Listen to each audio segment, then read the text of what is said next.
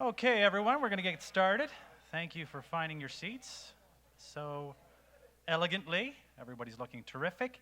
It's great to be here at the 9th Annual HMA Awards. Can you believe it? 9 years we've been doing this. And they've asked me back again, and it's a privilege to be here. And first things first, Carol Leeming has lost her phone, so I am just going to, Siri, call Carol Leeming.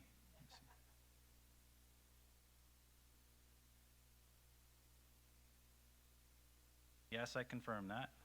Let's see if we can hear it. Have you found your phone yet, Carol? Okay. Oh, long distance will apply. I'll have to.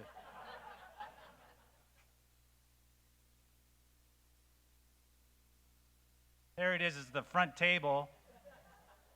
Just to the side. There we are. There's your phone, Carol. First things first. Now I can text her questions during the night. Okay. Speaking of phones, tweeting is encouraged tonight, so you can use the hashtag HMA2014. My cousin was telling me about somebody who she was just trying to teach a whole conference full of women how to hashtag. And so as she was speaking, one woman was overheard saying, "Yeah, hashtag that," or "hash brown that," she said, hash brown. It's hashtagging, and so it's just a number sign, HMA 2014. And you know what? Maybe many of you have been smelling coffee, you've been drinking some great coffee. Ben Gingrich is everywhere.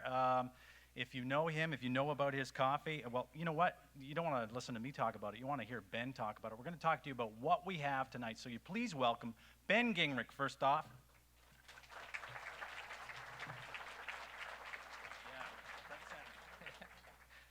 Good evening. I just want to say welcome, and you may have noticed it smells a lot like fresh roasted coffee.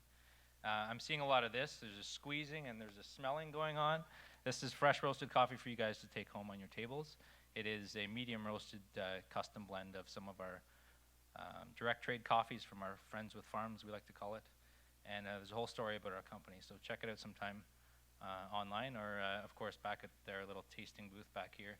When the desserts roll out, feel free to come. We'll be brewing and ready for you to grab some more fresh roasted coastal coffee. So, cheers. Soon, coming soon. We have our roastery is located in Zurich, Ontario, 1,400 square foot micro roastery, and we're just in the process of opening up our front door. People come all the time to come and see what we're up to, and so it'll officially be open in the next few weeks as soon as we get our health inspection done. So, cheers. Enjoy. Right off the top. Right off the top. Bring the coffee man on before the MPs and the MPPs. I'm sure I broke many rules there, but and so we're excited about having Ben and Ben's Coffee here. Unfortunately, the place is not licensed, so this is another reason why we went this way. That's unfortunate for me because I become a better MC after a few bottles of wine and some beers, but so I'm going to have to work hard tonight. Gold sponsors tonight, the gold sponsor, I should say, is Libro Credit Union. And our silver sponsors are County of Huron, Municipality of Bluewater, Huron Business Development Corporation, Municipality of Huron East, Huron Small Business Enterprise Center. And our bronze sponsors are Municipality of Central Huron, Town of Goderich, Municipality of Morris Turnberry. And with that, I would like to turn things officially over to our MP, Ben Lobb, to say a few words.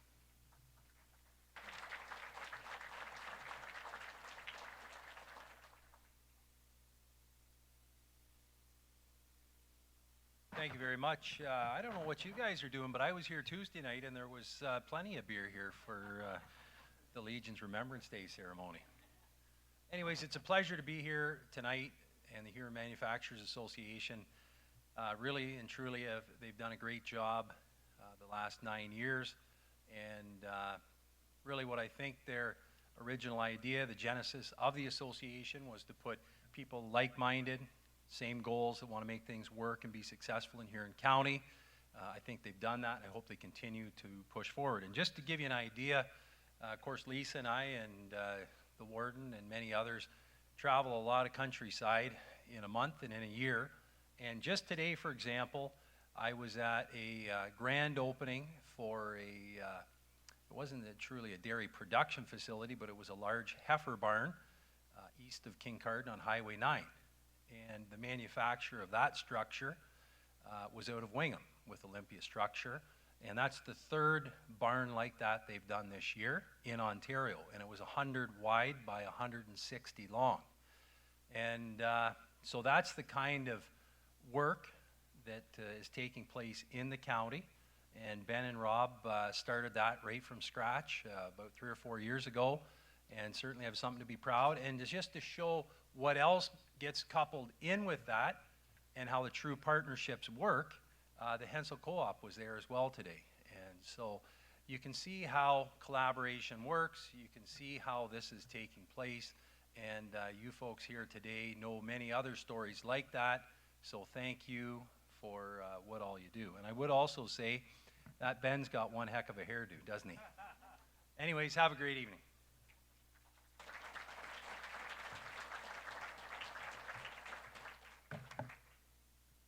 All right, next, with even a better hairdo, is MPP Lisa Thompson.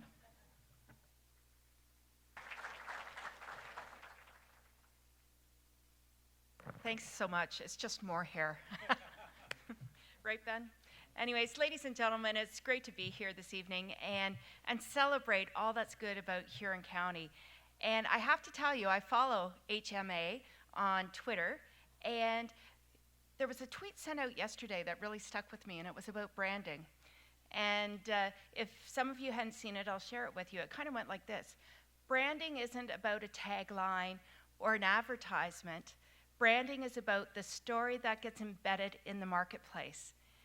And I believe HMA is actually walking their own talk, because collectively the support that you offer all of our entrepreneurs is second to none, and they're succeeding in so many ways. And for that, I say thank you and congratulations. And tonight is an exact example of the spirit that is embodied in this county when we recognize all the award winners. And in saying that, I just want to share something with you. Not only do you recognize and encourage and inspire manufacturing and innovation and entrepreneurial spirits throughout this county, you also inspire youth. And I remember a few short years ago, maybe 3 years ago, we were in Exeter. And the Junior Manufacturer Award went to a guy from my hometown, Brent McKeag, also known as Chief. And he won the Junior Manufacturer Award. And just this year, he bought R&R Machining and moved it, and is expanding and growing based on the inspiration of Ron and company. And that's what you're doing as well. So thank you for inspiring. Thank you for embracing our youth and showing them that there is a wonderful future in manufacturing in Huron County. And I wish you a great evening and better success next year. Thank you.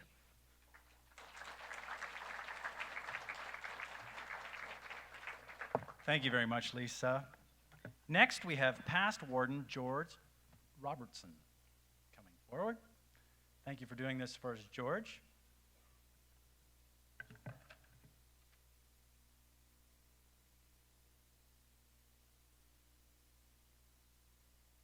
It's always nice to be surprised, and I'll get a hold of Joe later. I think Joe is in the building. I will introduce the warden, Joe Steffler. That's what you call me for, right?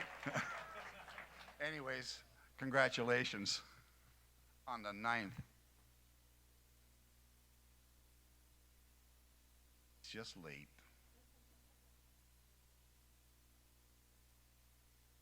I think we all do. Yeah.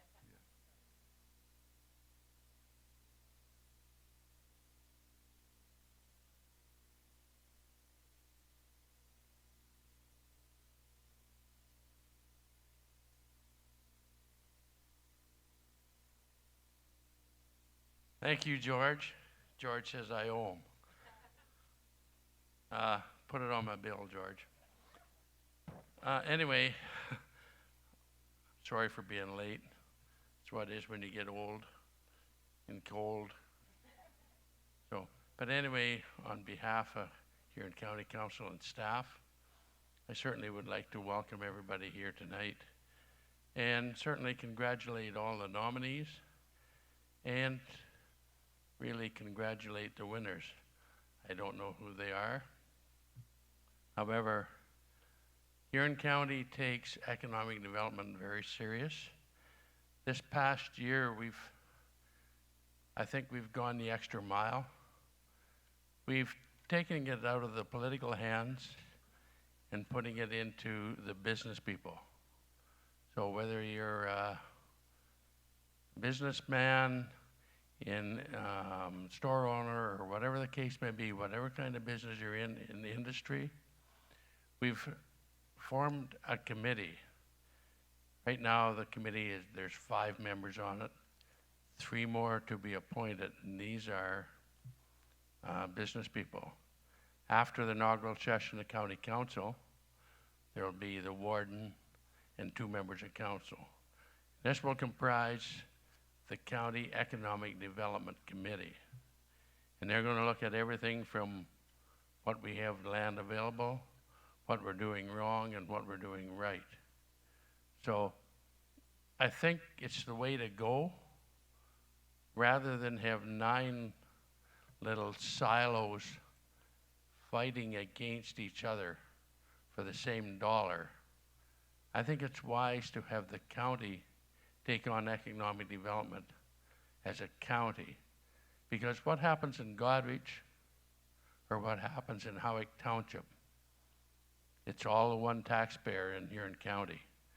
So please give us a chance. When I made my speech to become warden December the 4th, 2013, that was one of my things that I said I wanted to get done this year. And I'm proud to say we've reached practically the point that we are there. And I think by next year at this time, you will certainly see a big difference in Huron County. So again, please, we can't do it all by the end of January. It's not going to happen. But give this committee a chance. It's going to be a great committee. So again, congratulations to everybody who was nominated for an award tonight, and especially to the winners. So thank you, and I apologize for being late.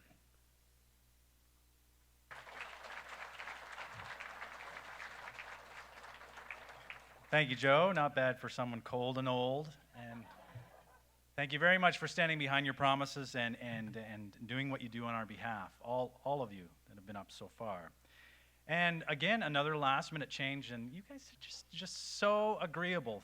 I want to welcome Blue Water Councillor Kay Wise to bring greetings.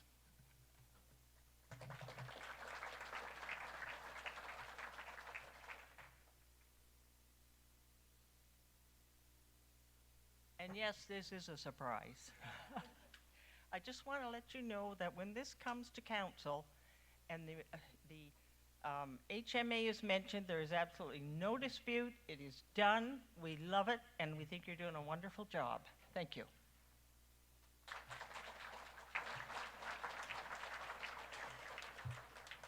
I love how they look at me when they mention the HMA, and the love just pours out of them.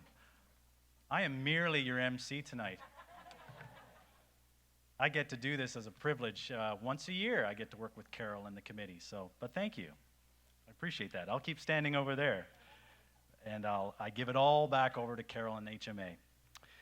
Okay, next, I would like to call HMA Chairman up to speak. Frank Palin is going to come and recognize the board. If he can, if he has his glasses on, I'm sure he could. Oh, okay, very good. You'll see a lot of Frank here. He'll be up here handing out some important awards later tonight. First of all, thanks everybody for coming. It's nice to see nominees, winners, and also people. Excuse me. HMA is something that I've been involved in for a number of years, but it's not me. There's a lot of people out there, and I'm going to recognize a few tonight. However, they didn't let me know who the winners were until the last thing tonight. Maybe they figure I'm a blabbermouth or something like that. But so congratulations to all the ones that have won. But like I said, it's not me or our other member there, Wes. We've got some fantastic people on the board. We've got some new ones this year. Jeff Hearn, who is with Epps Products. He's our vice chair. I guess I can't see him, but they have to stand up, please. Okay. Andrew Moss works for Windtrans Systems and also Ram Design in Seaforth. That's something I gotta take my glasses off to look to read. And Stephen Aud is with Finastra Packaging. Unfortunately, he is, I believe, on a plane somewhere, going somewhere. John Kaiser, Libro Credit Union, is also a director. He is not here tonight, unfortunately. We got Joan Wood. She's a director from Enviro North. And we have Ray Gredanis, who is tech in Central Huron Secondary School. He's also our treasurer. Those are the people that do it. Also, we've got several committees, people that volunteer and help. And it's just great that everybody comes and supports us because we are here for you. And next year when this happens, we would like more people to be nominated, even if it's your own company. We've got an awful lot of nice people here and good business people in Huron County. So, you know, be proud of them and nominate them. Let everybody else know. Anyways, thank you.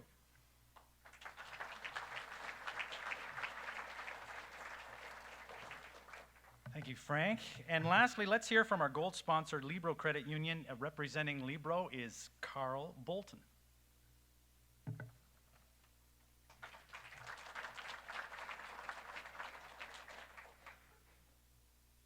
Well, good evening, everyone, and welcome. And as the last fella and before your dinner, keep in mind I'm not very big, so you can run me right over if you have to. I'd just like to take this opportunity to thank the organizers, if you would join me in thanking them. They've done a terrific job, as always, and let's show our appreciation.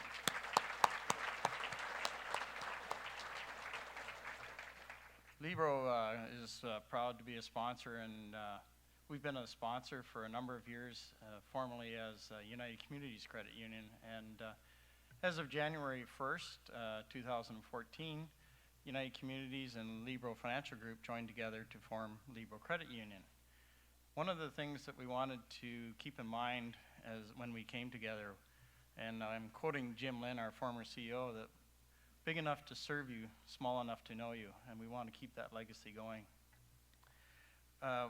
We had a great opportunity to come up with a new vision and mission statement, and we came up with something different. It was a how, why, and what.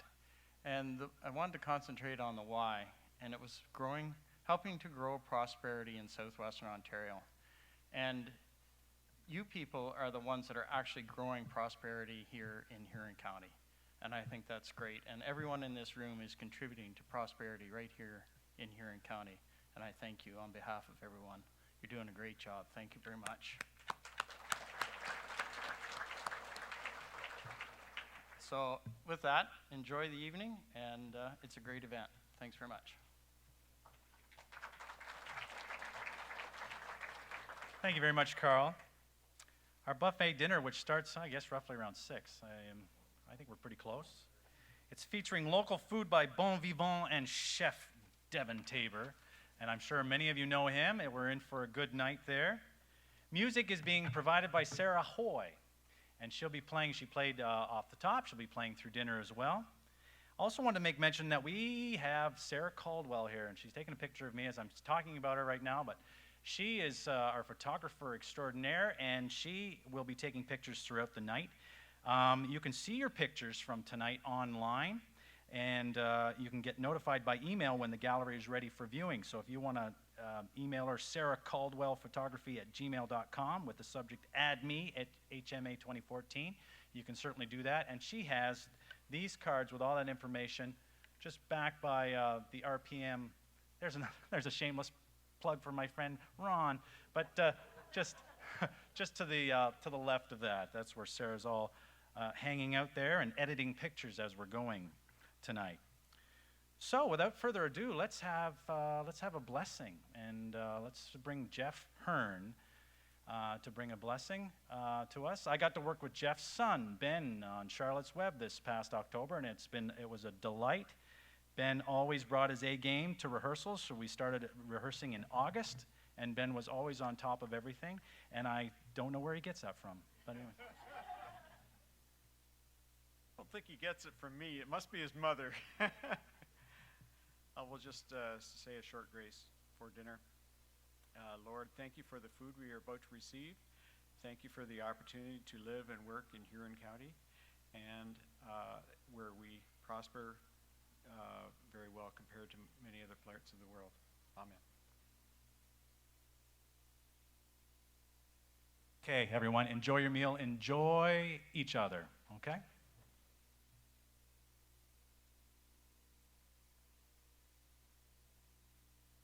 Okay, everyone, we're going to get started here. Our keynote address.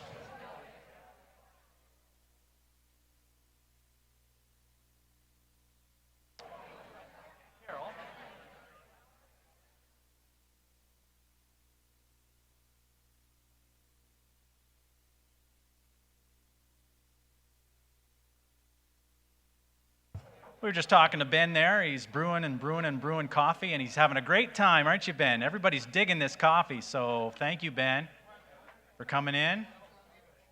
I stopped into Bartliff's, yes, this morning, just for a quick coffee, and surprisingly, Ben, yeah, your coffee's there. It was a good cup of coffee, so you are everywhere, my friend, so thank you. And thank you to Sarah Hoy. Her sultry sounds tonight were just terrific. Thank you very much, Sarah. Sarah's on her way, so thank you very much, Sarah. Safe travel to you. And next, we're going to have our keynote speaker. Our keynote speaker is no stranger to most of us, Gemma Mendez-Smith. And Gemma has been with the Planning Board for 13 years, and currently she's in the position of Executive Director, and she has spearheaded several major research projects which provided the community with material for evidence-based planning. Gemma's expertise in community collaboration has created a clear direction for the board to grow its community influence and labor market planning activities. The Planning Board has delivered numerous initiatives that address the issue of ease of workplace engagement. Would you please welcome Gemma Mendez-Smith.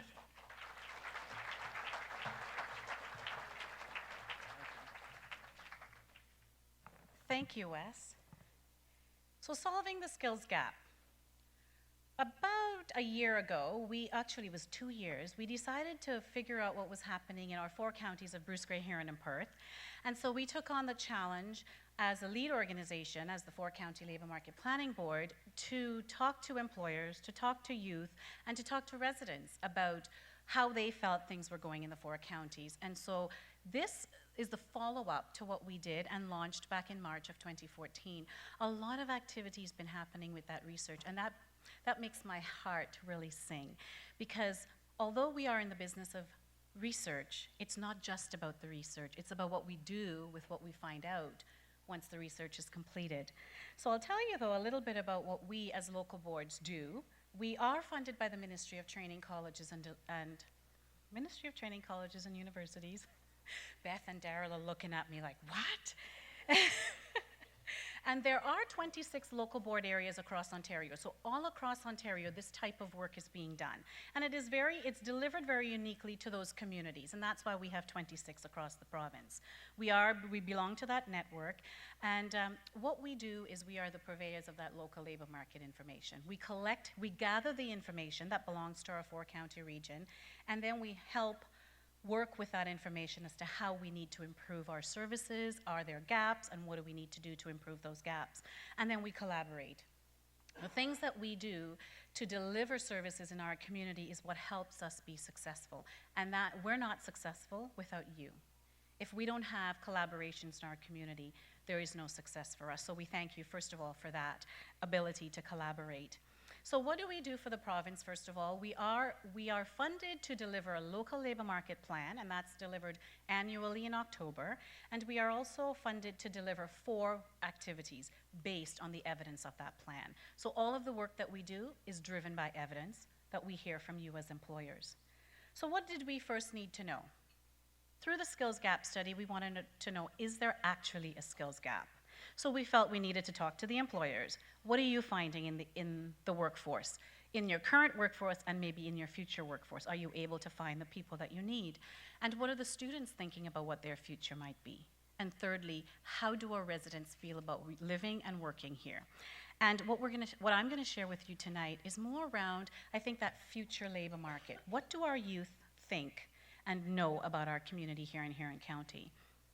So we observe that our students are still thinking that they have to leave for opportunity.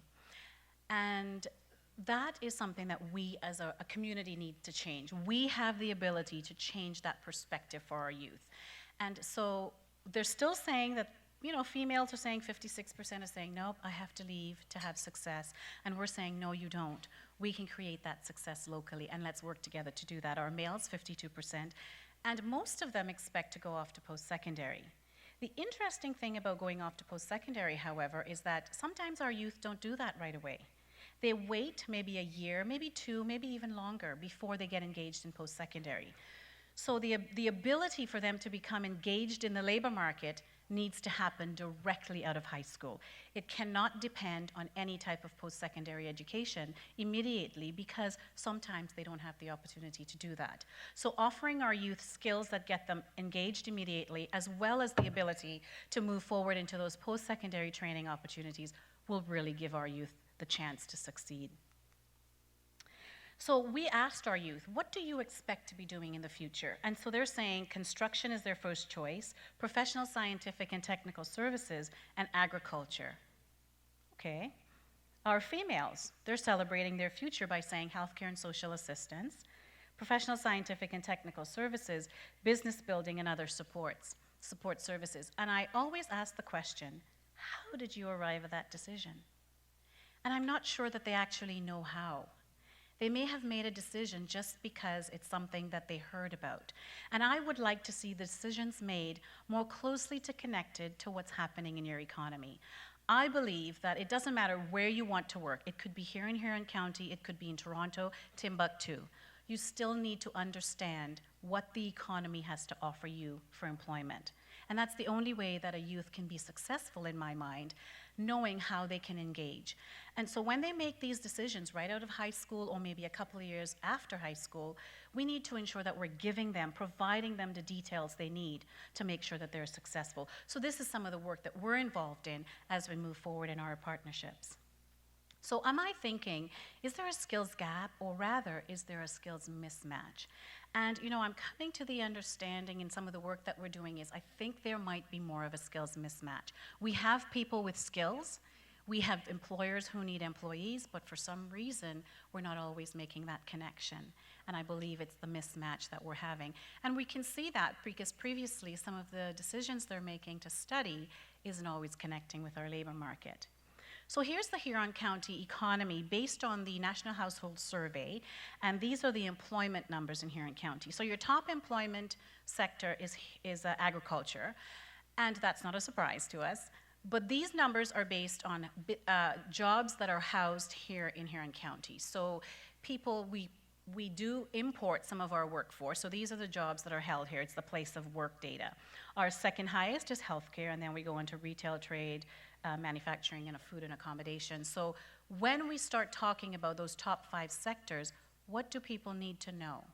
What do you as employers in these sectors, particularly in manufacturing, what can you share with our workforce that they need to know so they can make those right training decisions? Because it's all about making sure that my skills match the needs that you have in your workforce.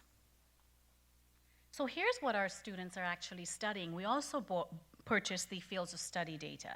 And here's what our females are studying, health and related fields. That's a good thing. Healthcare is one of our top employment sectors. Then we see business management and public administration and education. There aren't very many jobs in those top fields of study. So what we need to start talking about is how many, we do need business administration, but how many do we need? We may not need thousands, we may need 50. So we need to start getting that message out. If that's where you plan to work, how are you to study, how are you going to get engaged in that labor market? And this is what we want the students in high school to start thinking about. How do my skills and what do I love to do match with what I'm going to study past high school? Our males are studying architecture, engineering, and related. Agriculture, that's good, one of our top employment sectors, and then we go back to business. So we do have a skills mismatch. We have people studying for things that there may not be jobs for in our region. We need to shift that around a little bit and talk about what do you need to study to be connected, and we need you as businesses to share that information with us. Employers were very vocal in the things that they were missing in their current and future workforce that they couldn't find, and that's teamwork. They need teamwork, verbal and written communication, critical thinking, and that's social interpersonal. Those are the soft skills. Those are the pieces we learn as we get involved in the workforce and we start doing things. Because when we're in our own little world, these things seem like we can do them all. I've done teamwork. But how do we work when we're not a team person? I like to work on my own. You still need to learn how to communicate with the rest of the team. Even if you're a software developer working in a room all by yourself, you still need to know what the person wants developed. And you need to have good communication skills. Critical thinking came up in some of our discussions about how do you test for that? And we had an employer in Huron County that said, if someone can use Excel, I know that they can problem solve. They can think critically through a problem. Because Excel is not easy. You need to know how to use it. Even, the basic functions, you need to know how to use it. It's a great tool. You just need to have the skills to be able to do that. And what can't they find? That whole artistic and creative skills. We've got a lot of artists and artistic things happening here in Huron County. They cannot find that critical thinking, problem solving. It's a problem. Leadership. And it's not about leadership as the executive director of the 4-County Labor Market Planning Board. It's about leadership in what you do. Taking ownership of the job that you have and being a leader, coming up with those solutions within that position. So it's not always about take charge at the front of the lead, it's always about taking charge of what you need to deliver in your own capacity. And then there were some specific skills around AutoCAD, health, construction, and education. And the education piece was really around, there's some music, there's some phys ed, and French. It's not broadly in the education system. So here are some of the recommendations. We had about over 20 recommendations in the Skills Gap study. And if you haven't seen the Skills Gap study, you can go to our website, planningboard.ca. There is a fact sheet for Huron County and also a 160-page report of amazing reading. Trust me, you're going to enjoy it. Employers engage in providing workplace opportunities, co-op apprenticeships, and job shadows. And that's the one I would like to more focus on. Oh, that never started. For tonight. So collaboration, it's what we do. So how can we do that and help our community move forward? First of all, in Huron County, Council took the leadership role of using the information in the Skills Gap study. They've created the Skills Gap Working Committee, and that committee has been functioning amazingly over the last few months. We've been getting together on a monthly basis. This is led by Bernie McClellan, and he really does a great job of keeping us on track and discussing what's on task. We're talking about how do we use the recommendations in the Skills Gap study to really build a strategic plan around what needs to happen in Huron County. And I love that leadership because then we're able to test against those objectives and be able to measure how we're succeeding. The next thing we've been talking about, and I really love this model, and I love this model for several reasons. The Health Kick model, and some of you may know about Health Kick, and if you want detailed information about Health Kick, I will direct your attention over to Laura. But for now, when we're thinking about how do we engage, and I'm thinking about this type of model for manufacturing. So the model of Health Kick is we get youth engaged in the industry by, Laura has camps that she runs to get youth involved in that the health sector, to get knowledgeable about what the jobs are and what you need to do there. The second piece is about getting our students involved in when they go, so they get engaged in healthcare before they go off to post-secondary. Then they go off to get involved in post-secondary, and that second piece is that internship piece. And that's where you as employers become involved. You can offer that internship, offer that value-added workplace piece so they know as a workforce what they're getting into. How can they make it in this world of work? Have you ever been involved in an area where you thought you knew what you were getting into, and then when you did it, it just didn't work out? Yeah. My daughter did that. She decided she wanted to be a physiotherapist. And I said, okay, do a co-op. I love co-ops, by the way. And she did the co-op, and 1 week in that co-op, and she said, Mom, I can't do this. And I thought, perfect. See, a co-op can be successful in either determining if it's something you love to do or something you hate to do. Both are very successful outcomes, because you can learn before you even pay thousands of dollars in education fees that you do not like that career or you absolutely love that career. And I really think that that's what we need to be giving our youth more opportunities in. Now, our third option for collaboration is the specialist high skills major. And I know that, where's Ray? There you are. Ray had been talking to the planning board, and I know the Huron Manufacturing Association about a specialist high skills major in manufacturing. Phenomenal idea. I believe that every student should go through a co-op or hands-on experience, every single student that goes through our school system. When I was 14, I went to an all-girls school. And part of our learning was every girl in that school had to go work in a grocery store. We did everything there was. We cut meat, we packaged, we packed the shelves, did everything. And then the second year, we had to learn a skilled trade. Every single girl. So we all jumped on a bus, we went down to the Army barracks, and we each learned a trade, and I did auto body repair. So I did all the welding, the fillering, the sanding, painting from beginning to end. Of course, I'm not a skilled tradesperson, but what did that do for me? It offered me the opportunity to know that I could try and do many things in my life, and I don't say no to an opportunity for learning. That's what co-op, specialist high skills major, all of these interactive pieces with the economy and the work, the businesses in Huron County can give our youth. It can give them a drive to keep learning. Because until you get engaged in that workforce, you really aren't sure as a young person what to expect to see in that workforce. So I encourage you to get involved in that specialist high skills major, because part of that is co-op, job shadows, and that hands-on learning experience. And then the fourth thing that we're working on, and Carol and I have been talking about this, is the Speakers Bureau. What we're hoping to be able to deliver in the next 12 months or so, Carol, is developing a list of speakers that are willing to go into our youth, the classrooms, and talk to our youth about what really happens on the workforce. Because until they hear it from you, I can talk till I'm blue in the face. They don't believe me because I'm in an office somewhere doing research. That's not fun for them. But when you come in as an employer and you say to them, this is what we expect of you. We expect you to show up on time. We expect you to put your phone away when you're on the plant floor. We expect you to show up for your shifts and complete the whole shift. And all of these things, but you're saying it to them. They listen. It's not the same message when it comes from me or a teacher. It needs to be coming from you. So we're hoping that all of you businesses will send a staff, or you'll come for yourself to talk to those students over the next few months. I had a student say to me in grade 10 careers, they didn't even know what Excel was. They had no clue what Excel was. It's something that most businesses, if not every business, now uses. How can a student not know what Excel is? So we need to be imparting that knowledge so they know what you're expecting of them.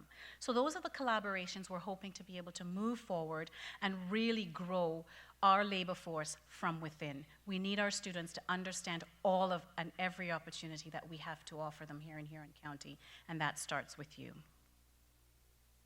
The one other thing that I will beg you and ask you kindly to do is in January, we will be executing a survey, and we are promising you that we are going to do this once a year as a four-county labor market planning board, and we're not going to ask you for another thing for the next year.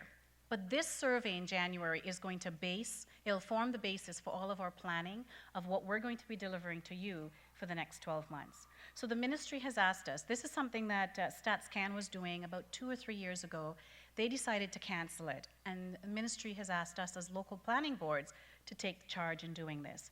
So I'm asking you as an employer, if you can tell us, even if you have no employees right now, but you think you're going to grow to have employees, tell us what you're going to need. So when we take that message out to our workforce, we can say to them, this is what you need to be equipped in, this is how you will be employed. These are the skills that our employers need. And when we do that, we are able to work with our partners, Conestoga College, Center for Employment and Learning, and all of our local partners, school boards, colleges, to get those programs in place to be able to offer that local training. And I really think that as we work together for the same outcome, which is a very vibrant and successful economy here in County, we will start to see that success driven from the inside out. Thank you.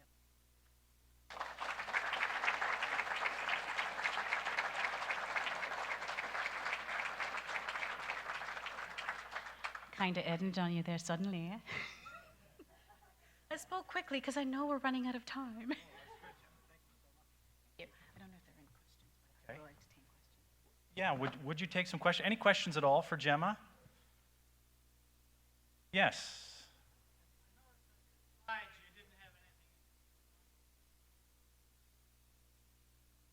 No, construction would be a sector on its own, and it probably, just for the numbers' sake, it's on there, but not in the top 5 sectors. Yes.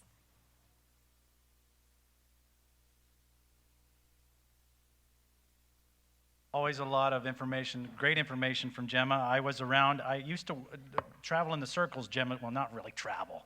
I used to be once in a while at a committee meeting Gemma was at when we had ministry funding, and there was always lots to talk about, great information, great research. I know the skills gap study, when it did come out, caused a lot of buzz, and I know it caused a lot of buzz because I'm out of those circles and I still heard the buzz, so thanks so much for explaining that.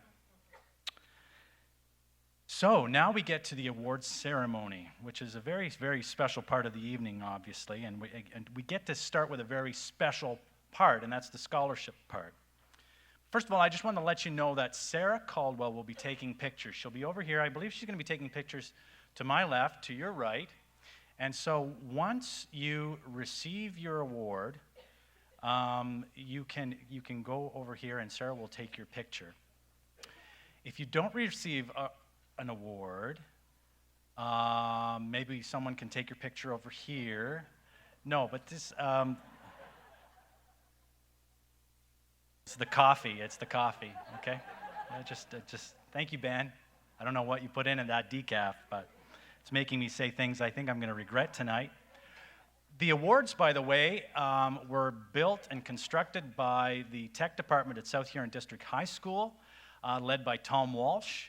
And on the bottom, we finally labeled the bottom to say where they're from. So we want to thank them for constructing these great awards that these folks will be receiving tonight. So, like I say, Youth Awards, very special part of the night. HMA and Libro Credit Union Apprenticeship Scholarships. The Libro Credit Union and Huron Manufacturing Association Apprentice Scholarships are awarded to 4 apprentices in Huron County. This $1,000 scholarship is jointly sponsored by the Huron Manufacturing Association and Libro Credit Union. The apprenticeship scholarships will be awarded by Libro Credit Union Rep. Tom Sievert and Frank Palin, Chair of the HMA. Now, a little bit about this scholarship. Anyone working as an apprentice in a skilled trade in Huron County or pursuing apprenticeship studies with the intent to work in Huron County is eligible to apply. And OYAP students and high skill major students training in skilled trades are also eligible to apply. The purpose of this scholarship is to encourage and support Huron County careers in the trades, such as machinists and carpenters, electricians, plumbers, welders, and other apprenticeship trades. There were 6 applications this year for the 4 scholarships. The Scholarships Committee reviewed all the applications received and selected 4 recipients for the 2014 HMA and Libro Credit Union Apprenticeship Scholarships based on skill factors, initiative, and knowledge of their trade. And we just want to mention to those who are not successful recipients, we hope that you truly did enjoy this evening and that you're able to network with some employers. And we strongly encourage you to to apply again next year for sure. Okay? So, Apprenticeship Scholarships. The nominees in alphabetical order are Wade Collins. Wade is an electrical apprentice with Rob Collins Electric and lives in Goderich. He studies at Fanshawe College. A place where he recently demonstrated hands-on skills in his trade was at Harbor Hills in Goderich. At this retirement home, he helped rough in, wire circuits, and put on devices such as receptacles, switches, and lights in the dwelling units of the 64-room, 3-story building, along with installing runs of conduit, installing Cat 5e and RG6 cable, and wiring one of the electrical panels. He chose this career as it is first in demand, it's an adaptable career, it offers many different types of work, and many places to work worldwide. Second nominee is Murray Dale. Murray is an electrical apprentice with JD Electrical and Controls. He lives in Clinton and studies at Georgian College. Jerry, the owner of JD Electrical, where Murray is co-oping, states that Murray is learning practical on-the-job skills while supervised by a qualified electrician. Some of the work includes stringing wire through conduits, use of wire cutters, ladders, saws, and electrical testing devices. Our next nominee, Mitchell Dietrich. Mitchell is an OYAP plumbing apprentice, attending South Huron District High School and working with Shoreline Plumbing, and he lives in Zurich. His experience as a high school co-op gave him the opportunity to experience plumbing and get to know the trade and learn much more about it. The more he worked at it, the more he realized how much he enjoyed working with his hands. He worked with his employer on a house from start to finish and experienced underground plumbing, rough in and setting and finishing the fixtures and installing sinks. He has hooked up valves, drains, and taps, and, emphasis, with no leaks. His employer notes that Mitch demonstrates a strong understanding of workplace health and safety and demonstrated maturity and reliability, as well as understanding the importance of building positive relationships with customers, contractors, suppliers, and inspectors. In short, Mitch demonstrates all the desirable characteristics that Gemma was referring to of an employee, which encouraged Shoreline Plumbing to offer Mitch a full-time position with the company. Next nominee, Samuel Groot. Samuel is studying to be a millwright at Cambrian College. He has co-op experience working at the Sifto evaporator plant, and he also is from Zurich. As a co-op student, Sam worked at Epps Products as an assembler of cold water pressure washers, a shipper, and he performed metal cutting and grinding and some welding. He assisted in modifying and upgrading storage racking and learned to paint. I'm assuming it wasn't finger paint. I'm sure it was something that he wasn't doing on his break. He learned to paint, actually spray paint. He chose to work towards becoming a millwright because he enjoys working with his hands. Sam is on the Dean's Honor Roll at Cambrian College in Sudbury. These are good nominees. Adam Henderson, our next nominee. Adam is a carpentry apprentice working with Kevin Sterling. He lives in Brucefield and studies at Fanshawe College. His co-op teacher, Shane Taylor, was Adam's co-op teacher in 2013 and noted that Adam completed WMIS training and the Passport to Safety. He has also been working on many in-class projects at Fanshawe College. And our last nominee, Mac Smith. Mac is enrolled in the OYAC program at St. Anne's as a brick and stone mason. He is working for Courtney Custom Masonry, and he lives in Clinton. He has been involved in bricking 7 houses and 3 outdoor fireplaces. He has tiled ashore and helped build 2 concrete block retaining walls. The first time he demonstrated bricklaying skills was when his boss put Mac in charge of laying stone around pillars of an outdoor patio. He had to cut the stones and place them in an eye-appealing manner. He wasn't happy with the way one of the pillars looked when finished, so he took it apart and started all over again. He takes pride in the work he does. And the recipients are... We didn't trust this. No. Do I have to open it too? Okay, no, again, this is... I'll just mention all 4 of them. I'd like you to come up, please. Mitchell Dietrich. Mitchell Dietrich.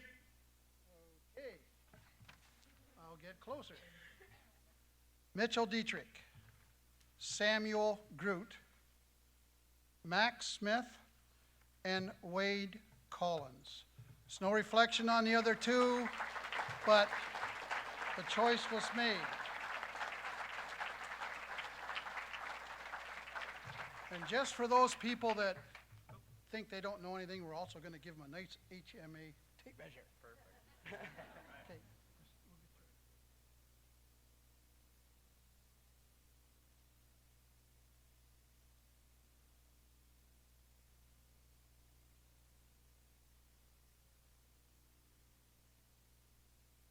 The other two are not here. But this is important. These are children. I call them children because anybody anymore is a children to me. But these are people that are going out into the workforce and people that we as manufacturers need in our industry. We don't need them in Waterloo. We don't need them in Toronto. We need them here in Huron County. And these are the ones that are showing that they want to stay, and they are to be congratulated. Thank you.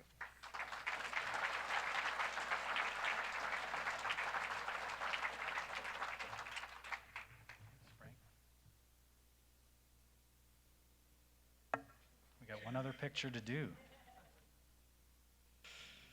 That's great. Congratulations, guys. That's terrific. Thank you to all the nominees. And now we come to the actual award ceremony. And again, this is the 9th year we've been doing this. I've had the privilege of doing this 3 or 4 times, and it's one of my most favorite events. In fact, it's the only event that people ever ask me to MC, so I appreciate that. I just happen to enjoy it as well. So let's get things started. Unless Carol has another word for me, I think we can get things started. The Junior Manufacturing of the Year Award. This will be awarded to an individual over 30 years of age who is working, is it over? Is that little mark under?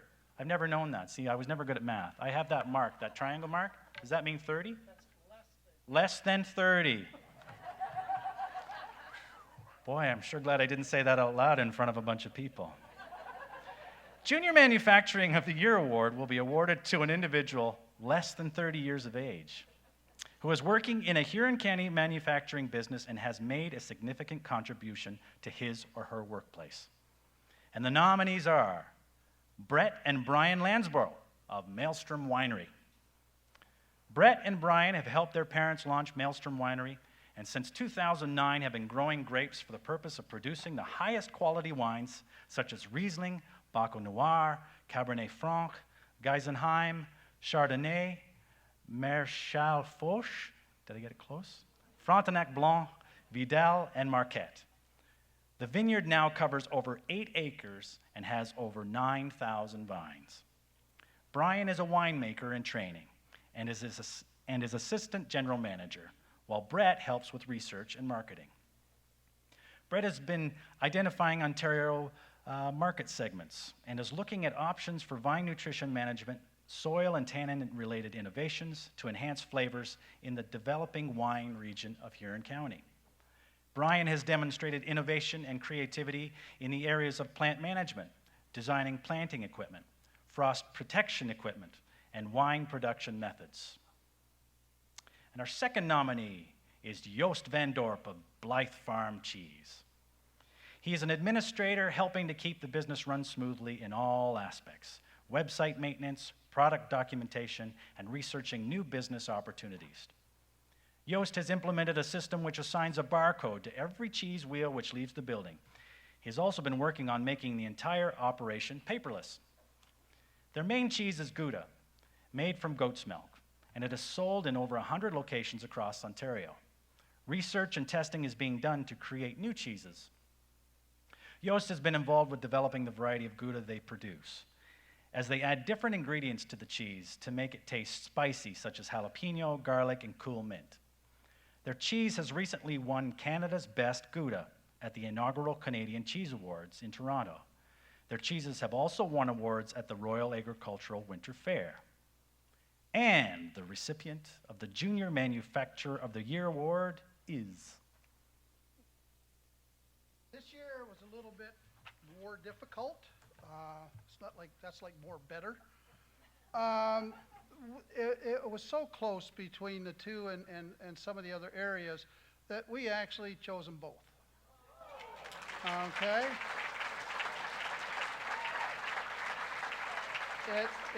It was really hard to choose, and so we took the easy way out. So I would like to get up here Brett and Brian and Joost. Joost, please.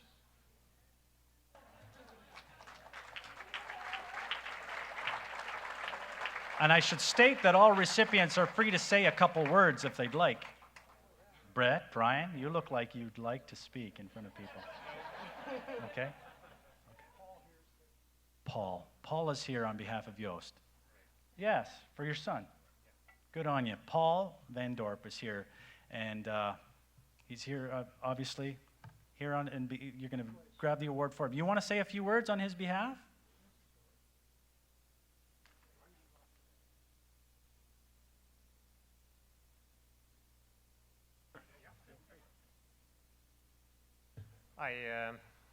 On behalf of Joost, I appreciate this very, very much. I see it as a recognition for what we did in the last couple of years and what we are going to do in the future. Thank you very much.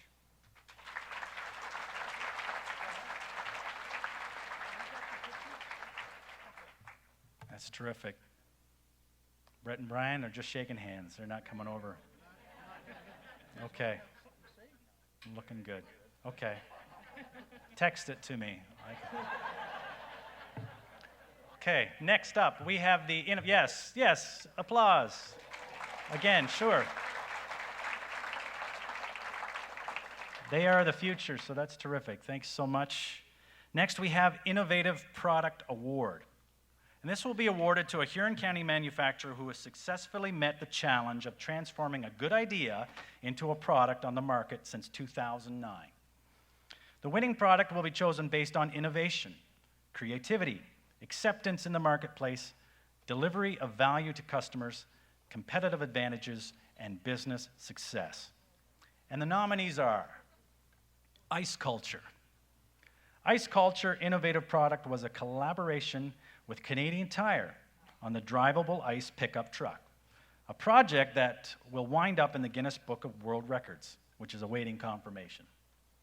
Ice Culture is a manufacturer of crystal clear ice blocks for ice sculpture and also has divisions dedicated to offering ice carving services, which takes the company's personnel all over the world. And it has a department which designs, develops, and builds specialized equipment for the hospitality ice industry. Ice carving is a niche industry, and ice culture is recognized as one of the biggest players in the business worldwide. Canadian Tire wanted a unique advertising approach to marketing a new vehicle battery line which can operate at temperatures of minus 40 degrees. A number of ideas were considered, and finally, Ice Culture was given the task of designing and building a drivable ice truck to promote the batteries. The complete project had to be completed in less than a month. A suitable truck chassis, found in Texas, where else, had to be located and then modified to be able to carry 11,000 pounds of ice. Trials had to be undertaken to see whether or not the ice truck had a reasonable chance of succeeding. A drivable vehicle made of ice was a concept that had never been accomplished anywhere in the world, and the project called for 3 trucks, 1 for corporate approval, a second unit for the commercial, and a third to participate in a drive along Highway 83 as part of an attempt to make the Guinness Book of World Records, which again is awaiting confirmation. The truck chassis and ice components were delivered to the location for shooting the commercial east of Toronto, and the truck was assembled on site, then taken apart after the shoot and brought back to Hensel. The television commercial was aired in January at the outdoor hockey game between Toronto Maple Leafs and the Detroit Red Wings, and the truck was melted down and filmed in time-lapsed photography. Our second nominee is Natural Mother Productions. Natural Mother Productions has offered customized baby carriers since 2009, which are not made of ice. The focus on niche custom products has allowed Michelle to create superior shape and comfort, offering adjustable headrest and soft floating waist. Advantageous features over competitors' products for sure. The carriers can be worn on the front or back. Owner Michelle Dunn saw a need for product development to fill a gap in the marketplace for a ready-made, comfortable baby carrier to support the baby sufficiently and be comfortable to wear. Michelle's motto is, "Carry your baby the natural way," while allowing mom the freedom to attend to other activities or other children. The carrier can be adjusted as your child grows from 2 to 24 months. A build-your-own custom option allows customers to choose sizes and options they want. And Natural Mother Productions is a micro-manufacturer and has created a simple ordering system to reduce production time and has been able to triple weekly production. The recipient of the Innovative Product Award is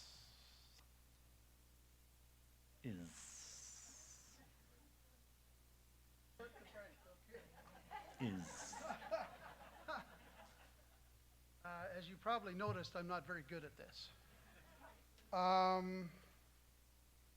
Innovative product, ice culture.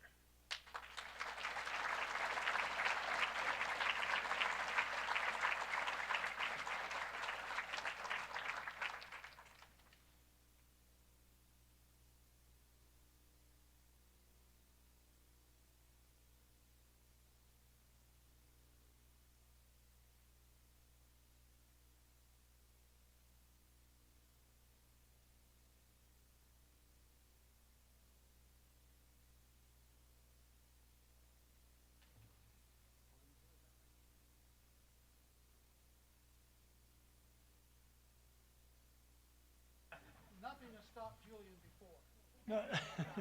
On behalf of Ice Culture, and in particular the team that actually did the work, and there were a lot of people, I would like to thank the HMA for this award and for the recognition it gave. This was an exciting concept. It was a challenge, it was unique, and above all, it was highly successful. This award puts a cap on it all. Thank you very much.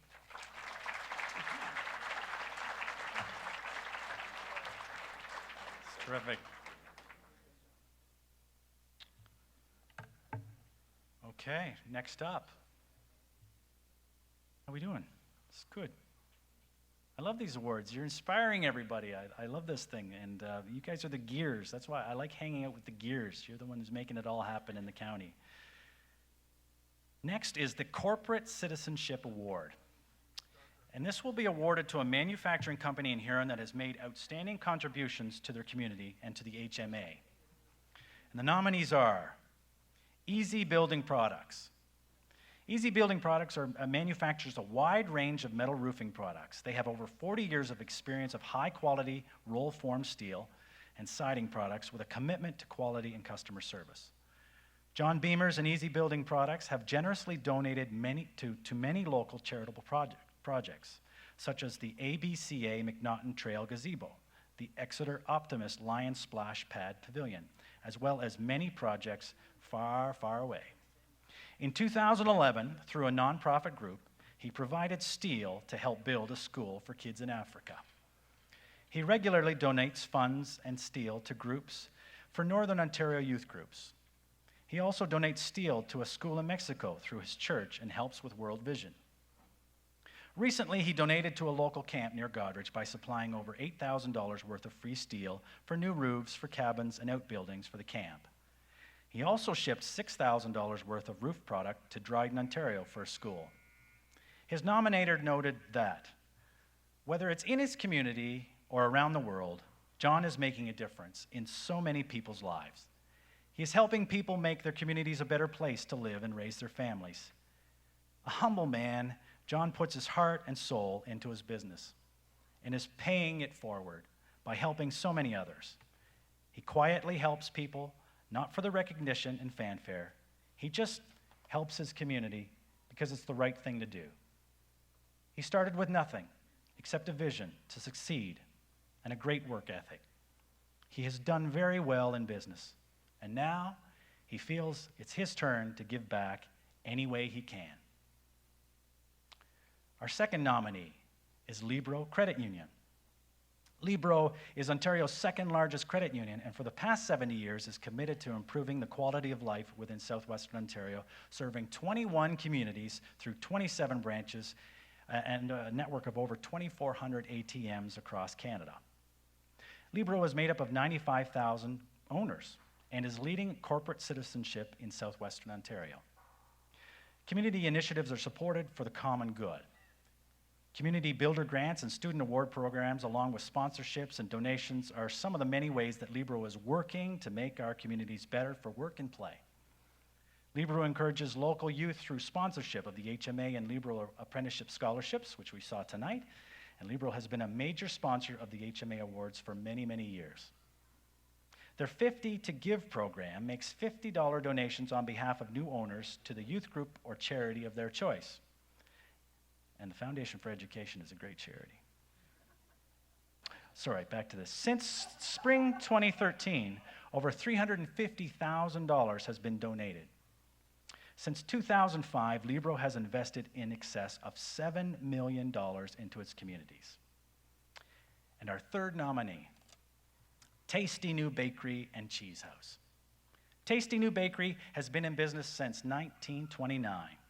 They make fine quality bakery products baked on premises, fresh daily, including homemade pies, squares, tarts, cakes, donuts, cookies, breads, hot dog buns, footlong buns. Oh, Ryan and Herb and I were just talking about the fact that we've given up bread for the last couple months and it's killing us. This is hurting. And Kaiser bread. They are well known for their Zurich Bismarcks. For over 5 years, Tasty New has partnered with the Huron County Food Bank, donating day-old bread to provide food for individuals and families in need. They have a good relationship with their local community and look forward to expanding their business locations and to future opportunities to support the local community. Their nominator believes that Tasty New Bakery and Cheese House will help inspire new entrepreneurs to make Huron home and welcome other newcomers to Huron County. And our fourth nominee, Finastra Packaging. Finastra Packaging is a customer-oriented commodity handler that specializes in custom packaging for hard-to-flow and nuisance products. Their main focus is packaging and depackaging materials that need to be reprocessed and warehoused. The products handled are distributed within the agri and industrial markets across North America. And the three Aud brothers, Stephen, Andrew, and Jason, who I had the privilege to sit with last year, go out of their way to enhance their community by getting involved. Helping with community cleanup days, Finastra BR&E, and the HMA, they get involved and encourage others to do the same. They have set the bar for many businesses in Finastra to look for ways to keep a clean industrial space in regards to their properties, and they are active participants in encouraging the community to be involved and are not afraid to get their hands dirty in the cleanup efforts. And they even supply gloves to community cleanup days. Their nominator says that Finastra Packaging is a business that has truly made our community a better place, which we call home. They are truly a role model for any business that wants to be involved in its community. And the recipient of the Corporate Citizenship Award is Easy Building Products.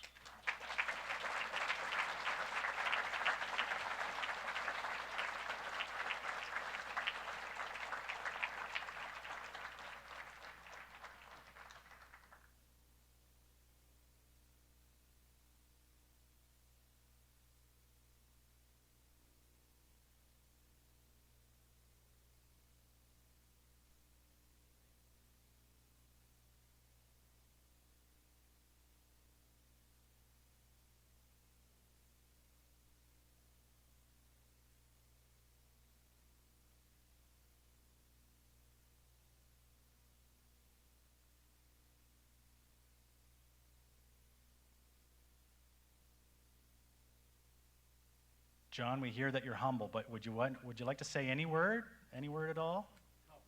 A couple. I don't know if that was the word or... Just going to wait for photos. Thank you, Sarah. Good, thank you.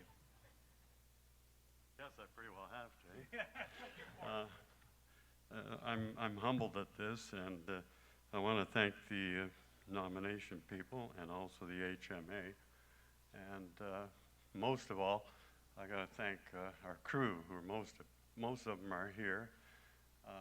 as far away as Gore Bay, Manitoulin, and the local people that work for us. So thanks very much, appreciate it, and we've been well blessed.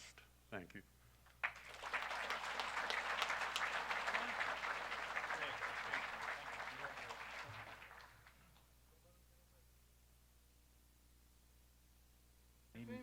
That's right. You're going to be on the side of buses, John.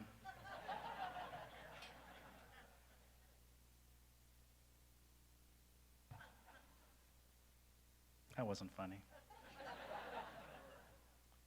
But I think you sensed the fact that John was very, very touched by this award. And this is why I love these awards, because the people are very, very touched. They work every day to the grind, and they get to be recognized. And that's what I love about tonight.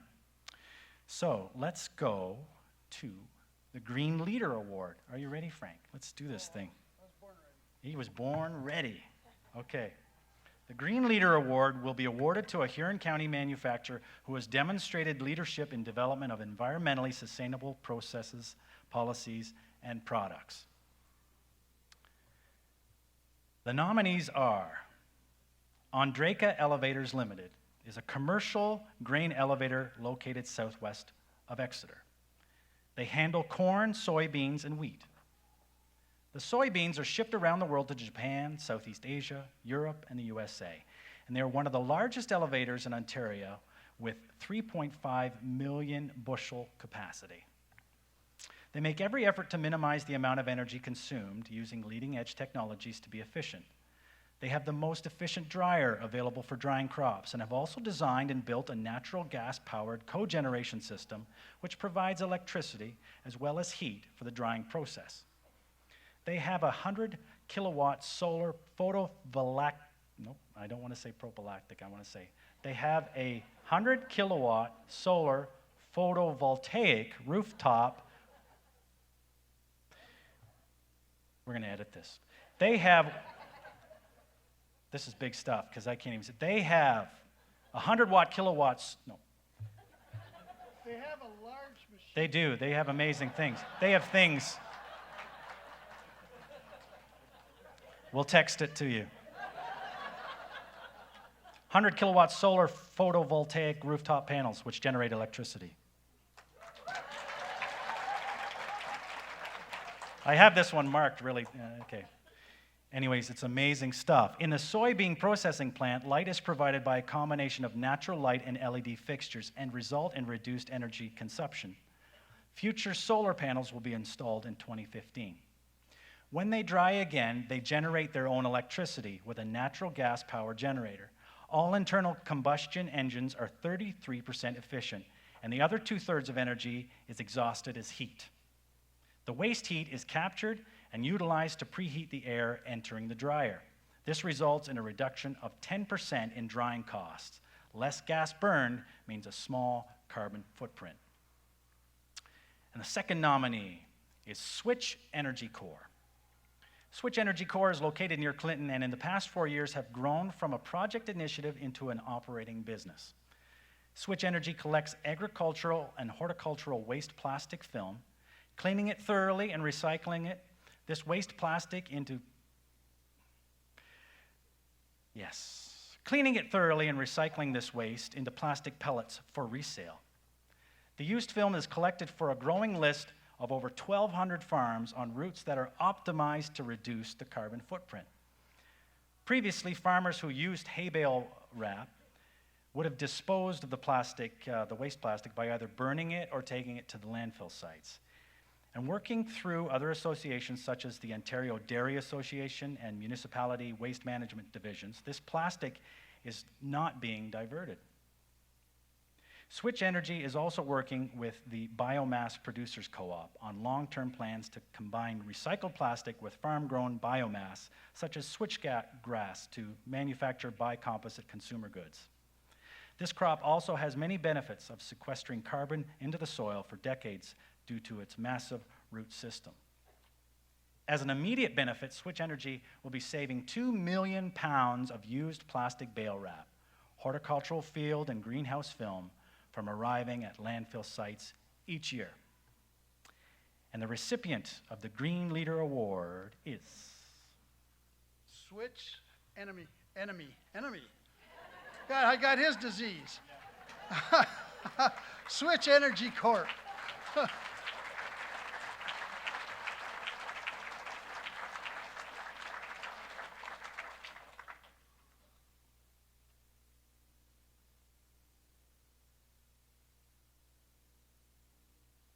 Again, feel free to say some words. You look good compared to me lately.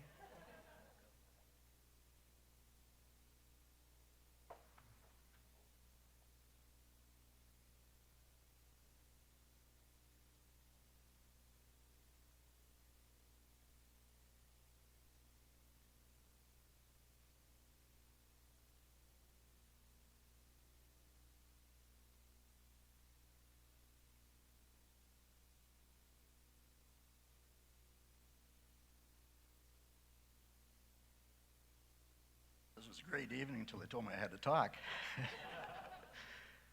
I'd like to thank the HMA for the recognition. I'll keep this real short. I'd like to thank Mother Nature for creating what I think is probably one of the world's most environmentally friendly crops, and that's switchgrass. I started growing switchgrass 9 years ago, and I've been farming for 48 years, and I've never found a crop yet that's as environmentally friendly and good for the soil and good for the water and good for the air. I'd also like to thank the 1,200 plus farmers that support our recycling program, where we collect bale wrap, greenhouse film, silo covers, and turn it back into usable products like garbage bags and products that you can blend switchgrass with to make bins and roof shingles and many other products. So thank you very much.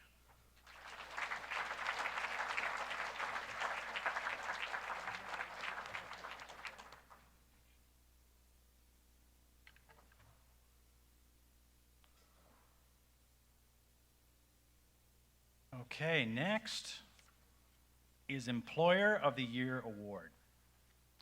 The Employer of the Year Award will be awarded to a Huron County manufacturer who has strived to retain their current employees through innovative ideas and professional development. And the nominees are Design Concrete Systems Limited. Design Concrete makes concrete slatted floors for dairy and hog barns and also make bulk silo and pen walls. This business began in 1932, and their growing product line with the addition of sound barriers and retaining walls has allowed them to add 6 permanent full-time positions within the last 2 years for a total of 27 full-time employees. They are a CSA certified facility with numerous products approved for use by the Ministry of Transportation of Ontario. And being a family-owned business, they treat their employees in the same manner and enable them to have a life aside from work. Hard work and dedication is rewarded, and internal promotions have always been the first option as opposed to hiring qualified people from the outside. A team atmosphere is very important. Employees with creative ideas and innovations are rewarded in a wide variety of ways. Examples, trips and to NHL hockey tickets and that sort of thing. Flexible hours, loans, team sponsorships, etc. are some of the ways that Design Concrete has implemented to build the work for Design Concrete rather than just work at Design Concrete. They are actively involved with the COPE program with the local high schools and encourage their staff to complete their secondary education. The policy of a working interview instead of a traditional interview is beneficial for both the employer and the potential employee. And since the inception of the working interview, Design Concrete has experienced a significant drop in turnover rate. And our second nominee is Hensel District Co-op. Hensel District Co-op is a farmer-owned business with 22 locations, including warehouses, feed mills, and elevators. They employ approximately 525 employees in full-time, part-time, and seasonal positions. HDC works with youth taking on co-op students from high skills and internships at the university and college levels. They have implemented many company events such as barbecues, golf tournaments, and Christmas dances and gift card programs. They have regular employee meetings with staff to ensure communication. And all jobs are posted internally for 5 days, and if no response, they are then sent external. Through business acquisitions, they have been busy onboarding many new employees into the HTC family. A new staff position of Health and Safety and Environmental Manager has recently been created to focus on providing expertise and guidance to all staff. And a new Human Resources Assistant has also been created. And the recipient of the Employer of the Year Award is Hensel District Co-op.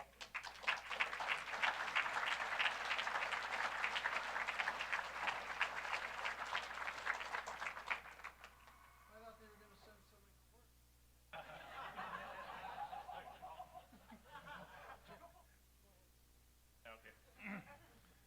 Actually, it's a real honor to be representing Hensel District Co-op as well as Libro Credit Union. And it's been a lot of fun. I actually have only been a relatively new employee there about 8.5 years ago. But it wasn't my first job, actually. But the funny part is that we've got 540 employees that are going to come through the front door there in about 2 minutes. So we want to be part of the family, because we are part of a family. And we have a lot of fun at work, a great team all the way through, and that's the only way we've been growing. And we'd like to have you invited to come into Hensel Co-op and just have a tour around, because it is an interesting business. And it's a lot of fun to work at, and we've been growing quite steadily, and we plan on keep on growing. So again, thanks very much.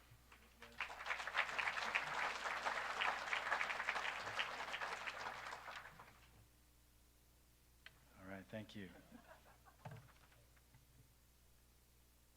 Next up is the Health and Safety Award.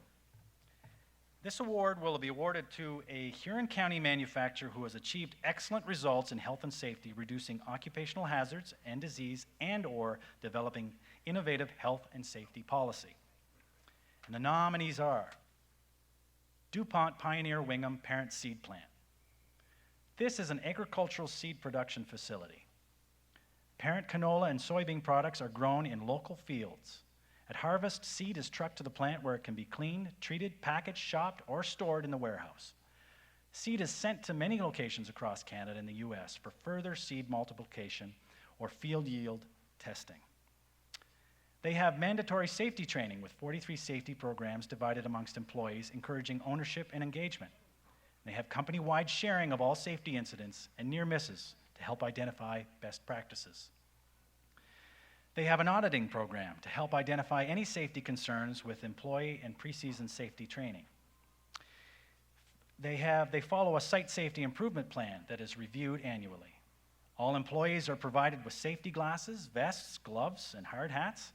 Safety talks at daily morning meetings and monthly safety committee meetings are held.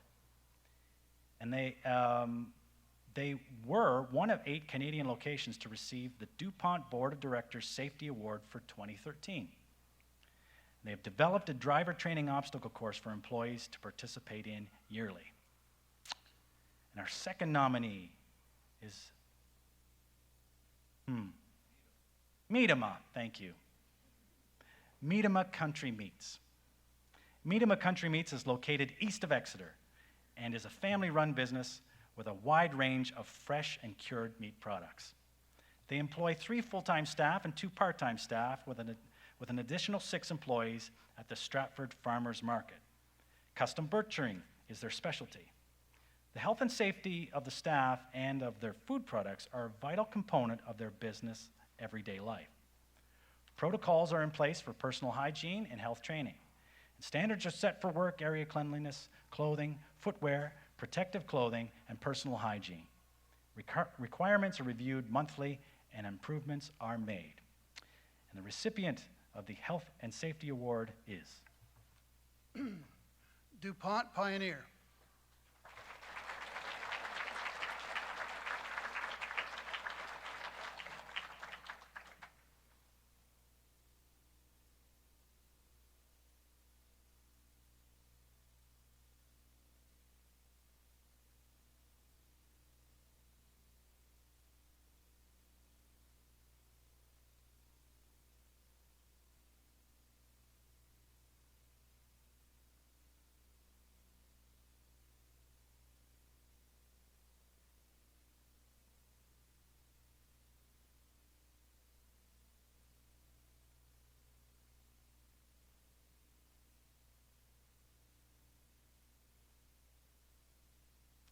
Yeah, it's a real honor to be recognized for this award. I'd like to thank HMA for a wonderful banquet. And really, I'm just accepting this on behalf of our employees. They put the work and effort into creating the programs, administering them, following the policies and procedures. And really, it's a testament to all their hard work, and really want to thank them. Thank you.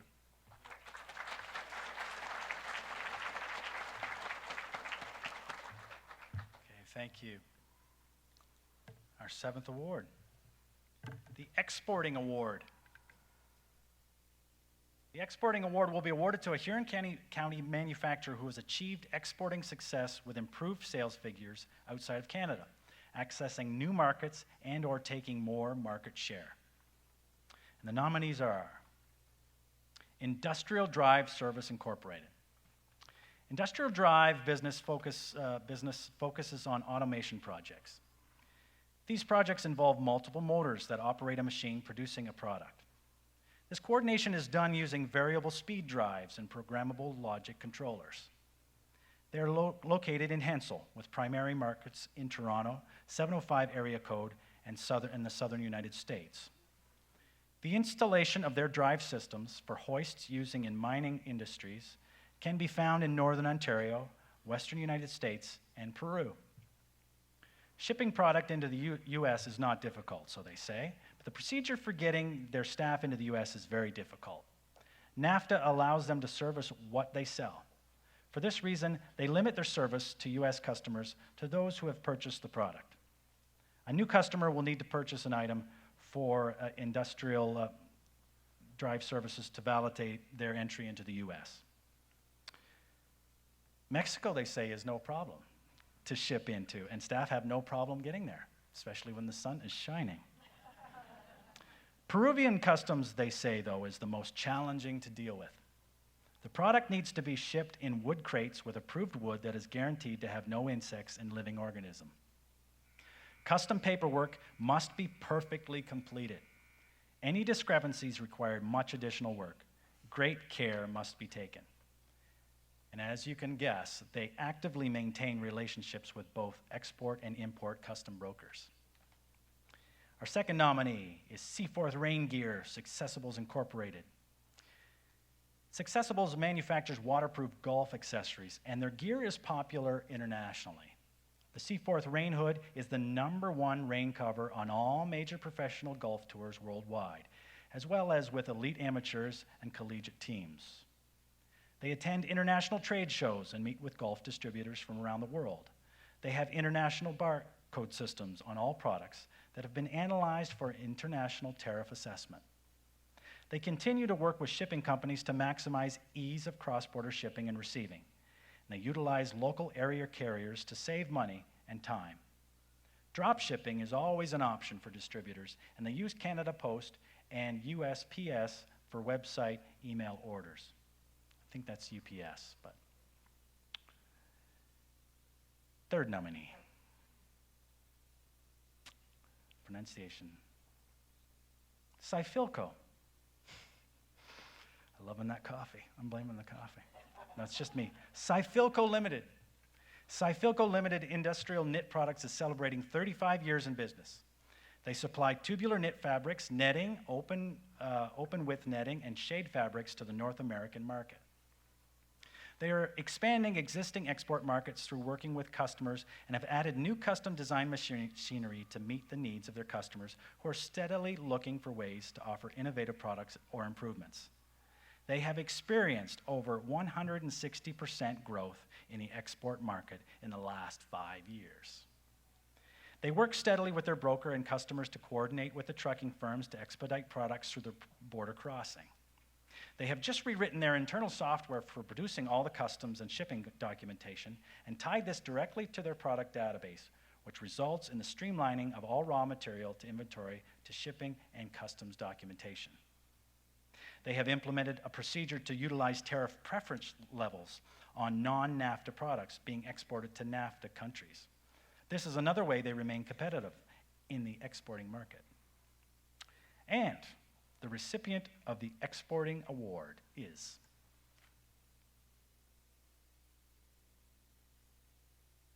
Industrial Drive Services.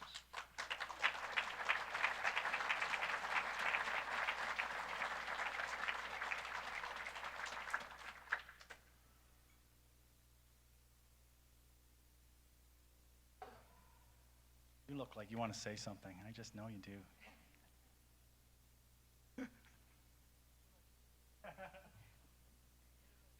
I'd like to say thank you.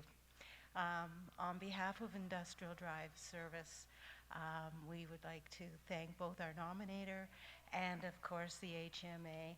And in particular, I would like to thank those people who do the service work for us. As we said, we not only manufacture, but we service as well. So, for instance, tonight we have two guys in Peru, in the Andes Mountains, at a mine, at some kind of incredible footage where they are currently suffering headaches and nausea. And for them, that's life. These are Huron County people doing what Huron County people do, and that's getting her done. Thank you.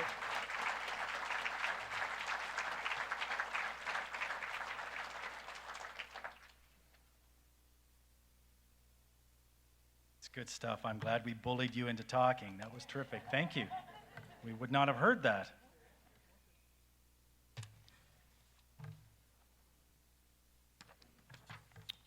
Okay, next we have the Tech Teacher Award. Tech Teacher Award is selected from among Huron County tech teachers. And the nominees are Ray Gredanis. He is a tech department head, transportation tech teacher at Central Huron Secondary School. Ray's nominator knows that Ray has a gift with youth and his coworkers. He's often taking his high school classes out to local manufacturers to show them hands-on techniques. He has overhauled the tech shop and classes at FE Medill, GDCI, and is now working on the tech shop at CHSS. His desire to make positive change and spread opportunity for a career in the trades is evident.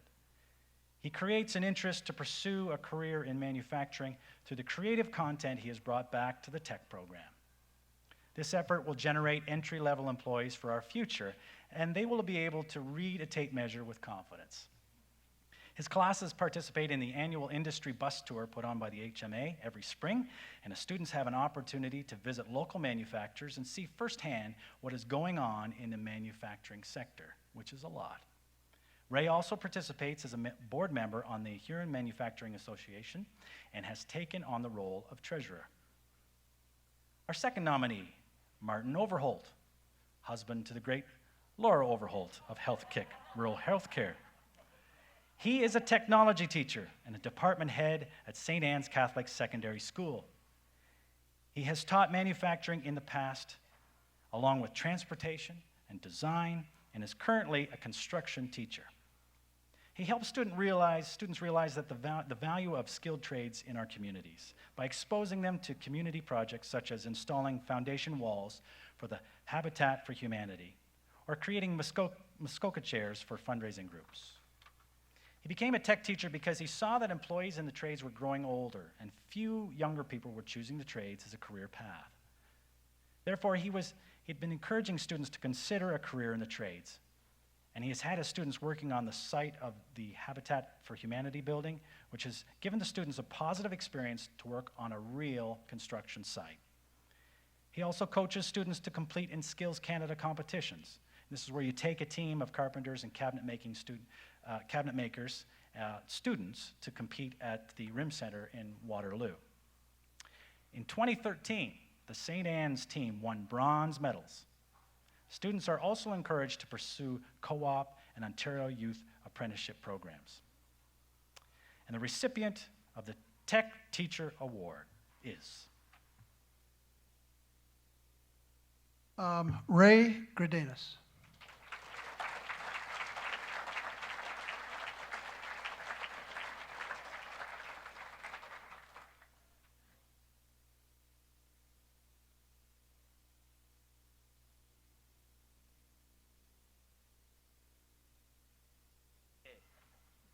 I'd like to thank the HMA I serve as the director on the board, and I love it.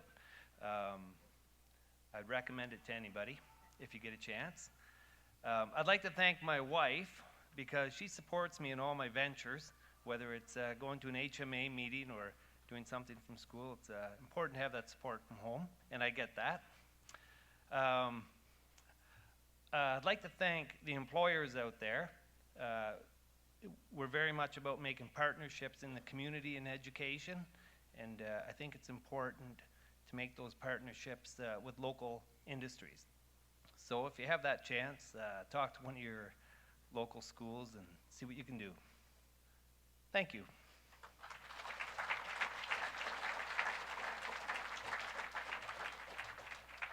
Okay, thank you, Ray. And thank you, Martin. It's very important, the work that you're doing, and we appreciate that so much. How are you going to tweet that? Ray was just telling me he's in the Twittersphere now. I will tweet it. Do a selfie. You want to see a selfie? No, you don't. No, we don't want to. Hash brown that. Okay, next up is we have the Outstanding Associate Member Award. This will be awarded to an associate member of the Huron Manufacturing Association who has showed substantial involvement with the HMA and has assisted in promoting the goals of the HMA for a strong manufacturing sector in Huron County. And the nominees are for County Labor Market Planning Board. Four County is a nonprofit organization operating out of Walkerton and serves the four-county area of Huron, Bruce, Grey, and Perth counties. They have produced several labor market-driven documents that highlight what is happening in the local economy. Their staff of 5 are involved in initiatives that address priority issues affecting the workforce and the economy. They take on leadership roles where appropriate and that support their mission of planning and promoting labor market strategies to meet the challenges of our changing times. They have supported the HMA through the Workforce Radio program and interviewed HMA Chair Frank Palin, which must have been a treat, and Director Stephen Aud about the challenges of the industries in Huron County, as well as the needs of the workplace. Podcasts are available on their website. They engaged with the HMA members in the Skills Gap study released in 2014 and are focusing on creating workable solutions to address the gaps and challenges to the economy. Our second nominee is Municipality of Huron East's Village of Finastra Revival Project. The Village of Finastra is a former Canadian Forces base and located in Huron East. It was in operation from 1941 to 1971 and has now become a community to over 600 residents and approximately 30 manufacturing, retail, and service businesses. Since the closing in 1971 and the properties being slowly sold, many of the old structures were falling into disrepair. Following a successful business retention and expansion initiative in 2013, a revitalization committee was formed by the community to encourage a positive change of spirit amongst the community leaders, building owners, and existing entrepreneurs. The Finastra Revival team is bringing a new awareness to the village of Finastra and its manufacturing sector through community newsletters and social media, visual displays, and networking events. An increase in economic development and property values is inherent in renewing pride of place in this community. The committee is working on implementing many key recommendations, including rebranding Finastra as a good place to work and live. And many of the local businesses contribute their time to support the HMA board. They have profiled many long-term manufacturing businesses within the community, including D&D Glass, which is 37 years old, Ace Woodworking, which is 38 years old, and Cat Products, 28 years old. The local business also participates in the HMA high school industry tours to show students local employment opportunities. And they have also involved the University of Guelph students to encourage future business and manufacturing growth within Finastra. The team is working hard to put Finastra on the map, honoring the past, and shaping the future. And the recipient of the Outstanding Associate Member Award is the Municipality of Huron East.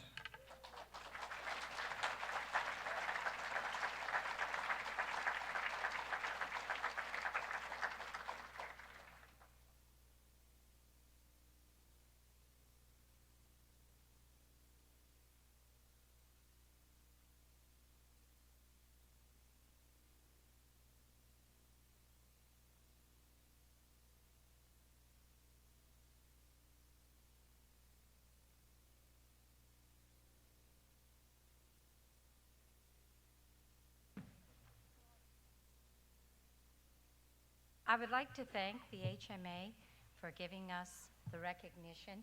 I would also like to thank Jan for the hard work that she has put in. It was through this committee that Finastra is finally being part of Huron East. We have always been in the background, but through the work the last 2 years, we have finally started to build up our community. We now have a new name, which is the Village of Finastra, but it has also imposed pride and recognition in our community. The residents there now take a lot of pride in it. Our industries are growing, and they're growing faster and faster, but we would never have been able to do it without the support of this committee. And it's great to say we live and we belong in Finastra. Thank you.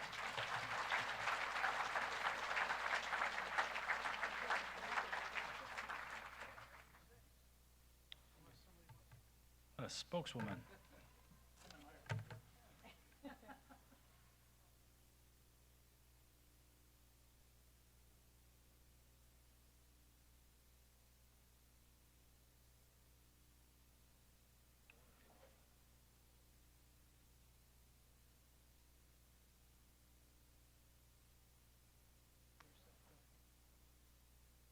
Good.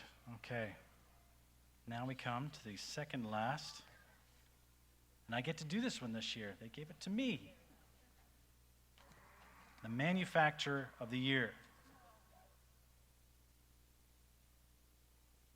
And this award is selected from all the 2014 nominees. This year, the recipient of this award is Blyth Farm Cheese.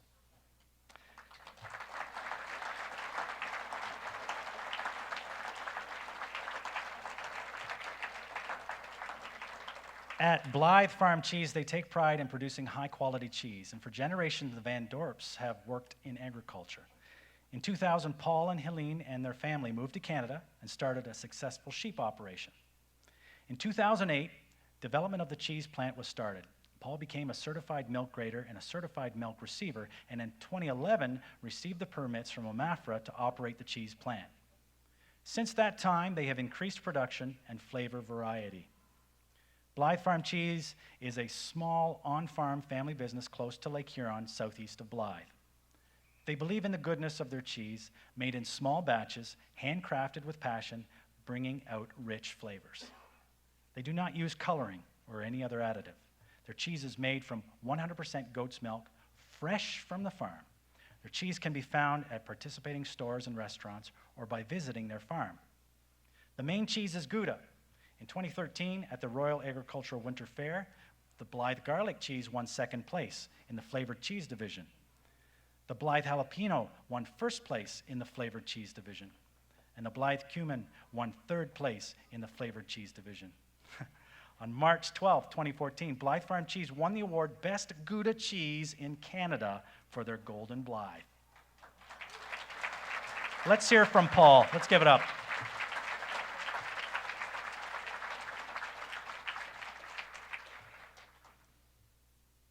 I would like to add one more thing. Last Friday, November 7th, we won the first prize with our smoked cheese at the Canadian Royal Winter Fair in Toronto.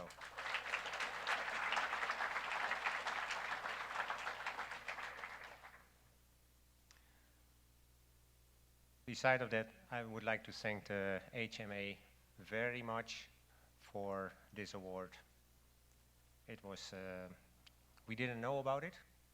It's a huge surprise, and I thank you very much, all of you.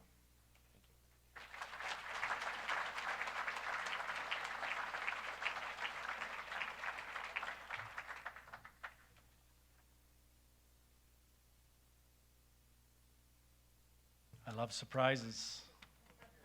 I'm not sure whether Paul does, but I love surprises. And this is where I bid adieu, because this is where Frank Palin really takes over. I know he's been trying to take over, but and he's going to do the Chairman's Award.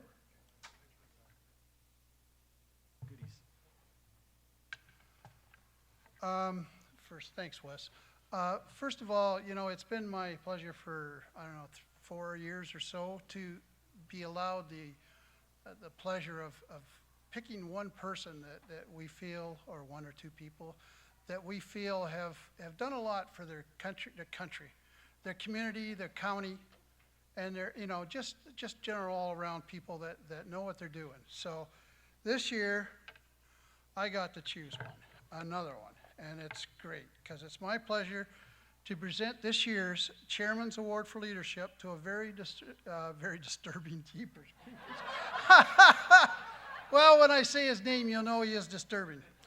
To a very deserving person, actually a pair of them. One who was in the forefront, and the main one who was there supporting him all the way, all the time. These people have been strong supporters of the HMA since its inception. He has been a member of the HMA board until time restraints forced him to back out and concentrate on his business. However, even with all these time restraints, they were still involved in their community. They have also been strong supporters of the apprenticeship program, hiring many of them over the years. In fact, one of their apprentices, Jeremy Creedon, has been at R&R Machining for 16 years. Another apprentice, Mr. Britt McCaig, actually bought the business at the beginning of 2014 and allowed these two people to retire. That's succession planning, I'll tell you right there. So let me give you a little history about these people. Ron and Ruth Schefter. I made it a certain point that they did not know about this, and I hope they're surprised and nobody spilled the beans, but they're farm people, especially Ron. Way back before the days of R&R, Ron grew his crops and raised his pigs. In his spare time, he drove truck for Westcast. Well, back then it was called, I think, Western Foundry. He then started doing repairs on the trailers for Westcast in the shop on his farm. He then added welding and eventually evolved the business into machinery. I think the start of R&R was around 1984, and then R&R Machine and Tool was born in the late 90s or the early 2000s. This company now offers a full line of design, manufacturing, assembly, repair, and prototyping services. Just check out their website and see what they can do. It's www.rrmachinetool.com. And they offer many services, and their experience includes work in various industries, including food, health, care, laboratory, agriculture, and manufacturing. They are also dedicated to recycling all the products that they produce, therefore generating little or no waste. Over the years, they have been a strong supporter of their local community. They have provided donations and support to various programs and clubs. Minor hockey, minor baseball, MS, and cancer societies are a few of the areas they have supported. They have also been involved in their business community by providing apprenticeship programs, providing a high school co-op program for over 20 years, and high school tech tours. You can always see them at various meetings, including things like BR&E in Morris Turnberry. And I told Ron tonight, I bet you didn't know I was keeping track of them. Their achievements over the years include winning awards such as Junior Employer of the Year, Employer of the Year, Corporate Citizen, Junior Manufacturing of the Year, Youth Integration and Training Awards. And also, the Wingham Chamber of Commerce gave them the Industry of the Year Award. They have two children, Melissa, who farms with her husband in the Brussels area, and Jeremy, who lives in Cochrane and works in the computer software area. They have also been blessed. I thought it was 2, but apparently it's 3 grandchildren.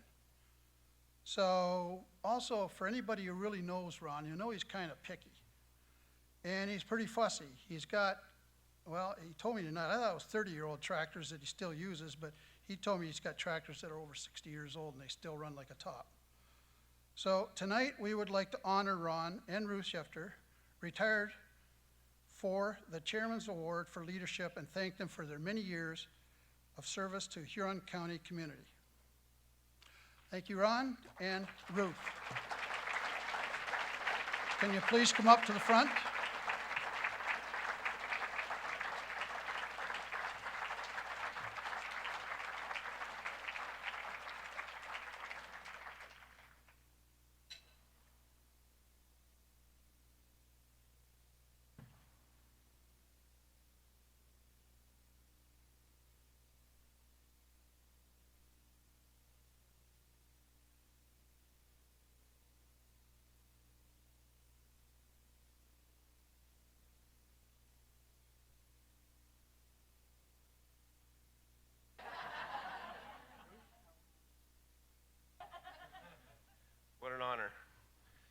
anyways, I think the biggest thing is it's not retirement. It's just another curve in life.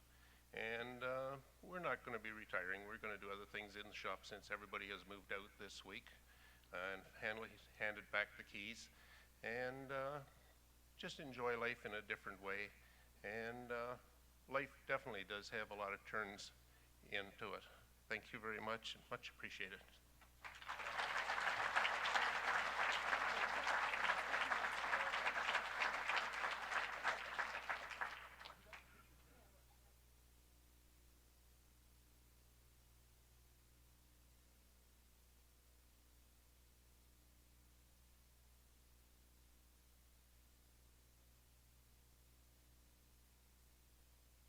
I'm out of text. I don't have anything else to say. Where's Carol?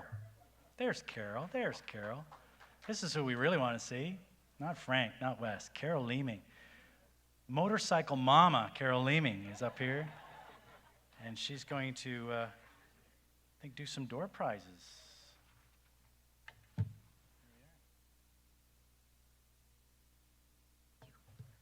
Awesome. Great job, Wes. I like the ad-libbing. You did not follow my script, word for word. But that's okay. That's okay. So we have a couple of door prizes to give away. One which is offered by Shane Taylor's bringing up his box of anyone who put a business card in it to win their backpack of items related to the co-op and OYAP programming. So we'll have someone draw the winner out of that. I'll have our MP Ben Love make the selection.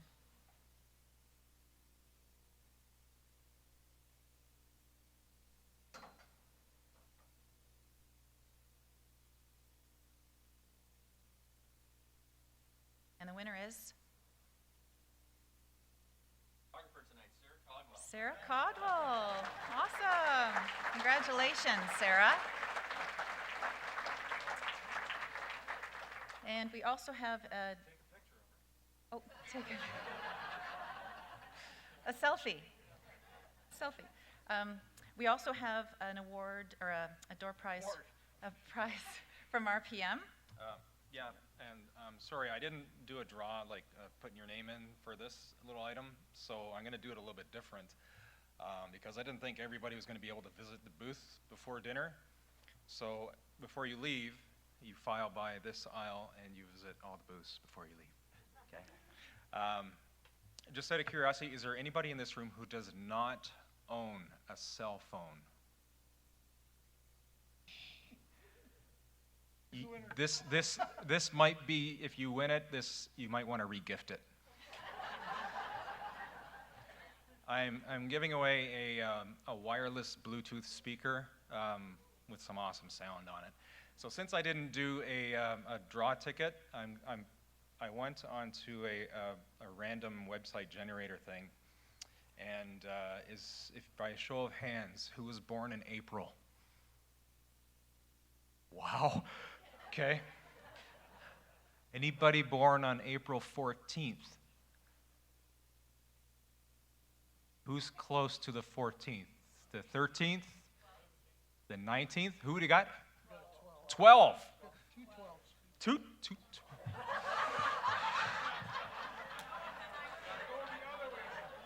Okay, what time of day were you born?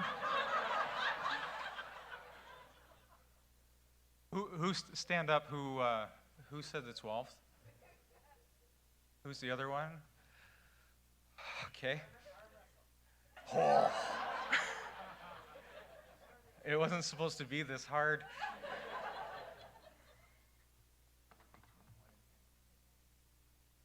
She's picked a number between 1 and 10. You go ahead. 3. 4. You ever watch The Price is Right, where they bid $1? The number was 8. Well, congratulations.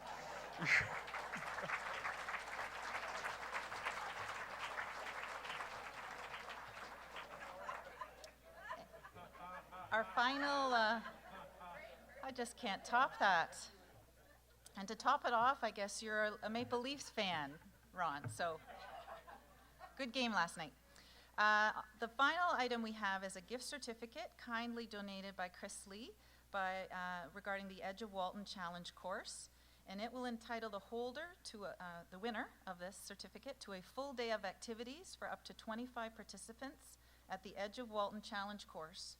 And you can book that for that. But for those of you who are not aware of what that actually is, it's an awesome way for your team of employees or the folks at your business to develop some leadership skills.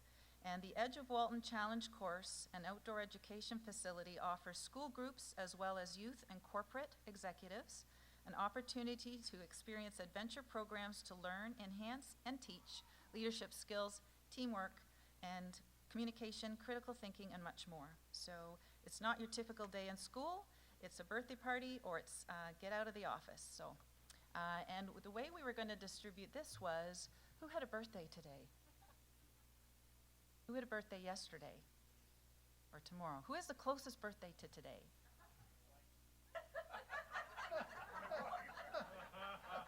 What day? Oh.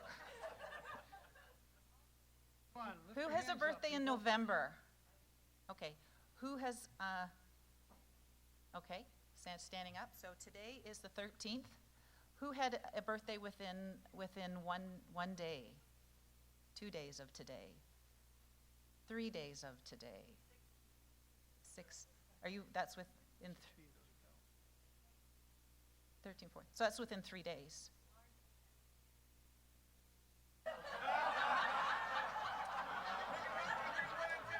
All right, okay. Number between 1 and 10. Okay, 1 and 10. 11. No, don't say it. Okay, we're going to use the between 1 and 10. Heather, what number do you have? It was 5. Oh.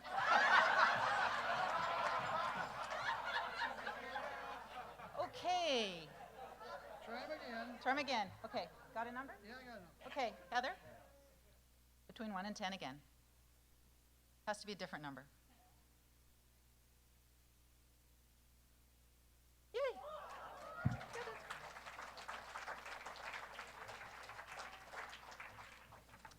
Awesome.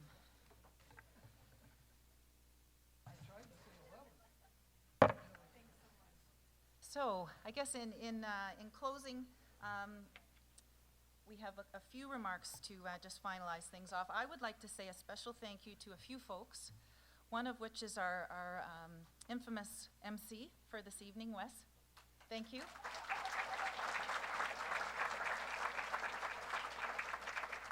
I would also like to thank Gemma for her talk tonight on the skills gap study. Again, I think that's a very important topic that we all should be thinking about in our businesses and what we do and how we can meet those skills that she talked about in order to close that gap. I'd like to thank Sarah Hoy for our entertainment that we had earlier this evening, for her musical talents, and I had a chance to talk to her before she left tonight. She did grow up in the Wingham area. She's in Stratford pursuing a career in music and hopes to apply to college or university next year and pursue that career. So we hope to welcome her back to Huron County at some point to continue with that career in the near future. Sarah Caldwell, photography, thanks again for providing us with our capturing our moments tonight, and we look forward to seeing those on your website. Huron Ridge Acres for providing the color and the flowers at the door and at the stage today, and also the Municipality of Blue Water for hosting us so graciously here tonight. We thank you for that as well. And I hope you all did enjoy truly the special coffee blended in front of you this evening. Take that home, try it out. It is a unique blend. You may not be able to it's a once in a lifetime blend of HMA 2014 Excellence, Awards of Excellence blend. So I hope you do get a chance to enjoy that, as well as the different tastes that Ben and crew offered us this evening.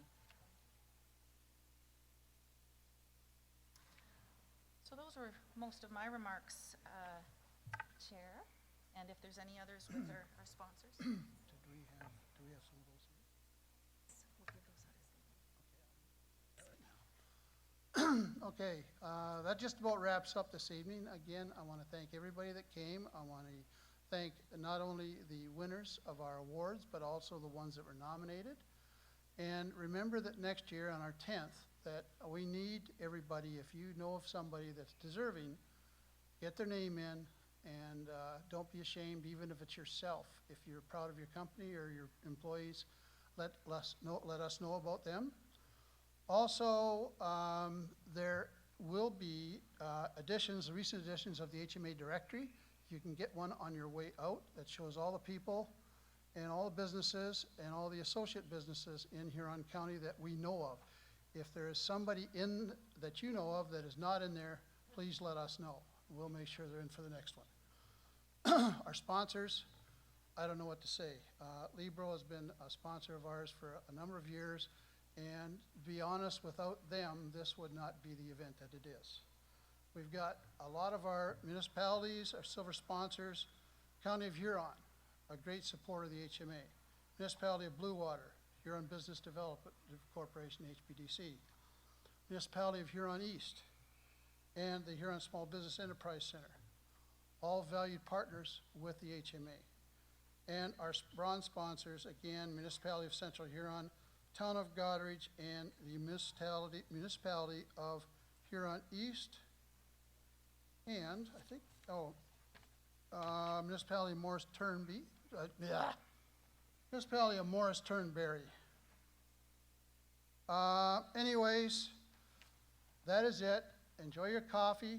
Thank you for coming, and thank you for making this evening for everybody that came. Okay, thank you.